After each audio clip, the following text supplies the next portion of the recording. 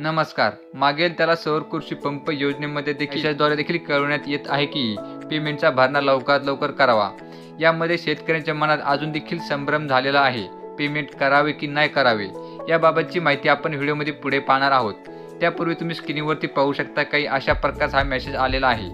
मागेल त्याला सौर कृषी पंप योजनेअंतर्गत सौर कृषी पंप करिता आपल्या अर्जाची प्रथम नोंदणी अर्ज क्रमांक जो काही तुमचा क्रमांक असेल तो दिसेल.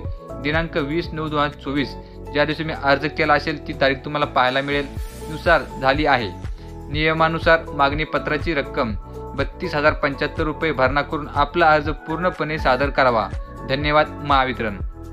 काही अशा प्रकारचा हा मेसेज आम्हाला आलेला आहे. तुम्हाला देखील आला आहे की नाही हे देखील आम्हाला कमेंट करून कळवा. परंतु आता हा अर्ज असा मेसेज आला आहे. आता पेमेंट करावे का तर शेतकऱ्यांच्या मनात खूप मोठा संभ्रम आहे की पेमेंट करण्यासाठी आधी देखील वेबसाईटवरती ऑप्शन आले होते. मेसेज न येताच ऑप्शन दाखवण्यात आले होते की पेमेंट करावे.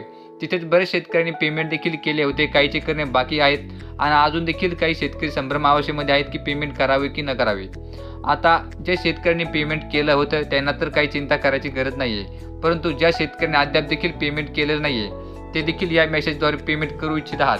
आता त्यांनी पेमेंट करावे की न करावे याचं स्पष्टपणे सांगायचं झालं तर तुम्ही पेमेंट करू शकता. कोणतीही अडचण येणार नाही आहे. परंतु जर तुम्ही पेमेंट केलं तर तुम्हाला कंपनी म्हणजे आपल्या ज्या कंपनीचा आपला सौर कृषी पंप मिळवायचा आहे ते कंपनी निवडायचं ऑप्शन देण्यात येणार नाही आहे. कारण अजून कंपनीला टेंडरच देण्यात आलेलं नाही आहे की कोणत्या कंपनीला किती सोलार वाटपाचे याचं टेंडर निघाले नसल्या कारणामुळे तिथे अजून कंपनीचे ऑप्शन आलेलं नाही आहे. त्यामुळे तुम्ही पेमेंट करू शकता परंतु तुम्हाला कंपनी निवडायचे ऑप्शन आलेले नाही आहे. कंपनी निवडायचे केव्हा ऑप्शन येतील याबाबत कोणतेही अपडेट नाही आहे. जेव्हा कधी अपडेट आपल्यासमोर येईल तेव्हा आपण आपल्या चॅनलच्या माध्यमातून देणार आहोत.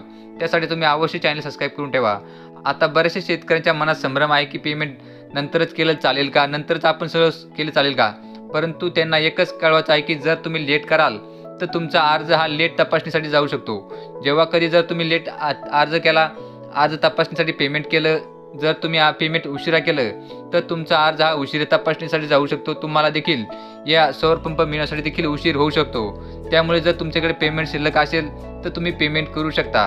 परंतु बरेच शेतकरी अजून देखील संभ्रम अवस्थामध्येच आहेत की पेमेंट करावे की न करावे. तर त्यांनी लवकरात लवकर आपल्या जवळपासच्या जी काही MSCB असेल तिथे जाऊन विचारपूस करायची आहे. आम्ही पेमेंट करावे का, आपल्या अर्जाची पावती सोबत न्यायची आहे, आपला जो काही मेसेज आला आहे तो देखील दाखवायचा आहे. नीट विचारपूस करायची आहे आणि मगच आपण पेमेंट करावी की नाही याची माहिती आपण ठरवायचं आहे. जर का तुम्हाला ही माहिती आवडली असेल तर व्हिडिओला लाईक नक्की करा.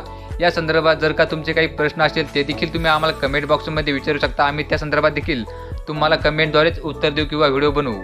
आता जर का तुम्हाला या संदर्भात नवीन अपडेट हवे असेल तर तुम्ही चॅनल अवश्य सबस्क्राईब करून ठेवा. कारण या संदर्भात या चॅनलवरती सर्वात प्रथम अपडेट देण्यात येत आहे. तसेच सरकारी योजनेसंदर्भाच्या जे काही नवीन अपडेट येत आहेत ते देखील आपल्या चॅनलवरती आपण लवकरात लवकर देत आहोत.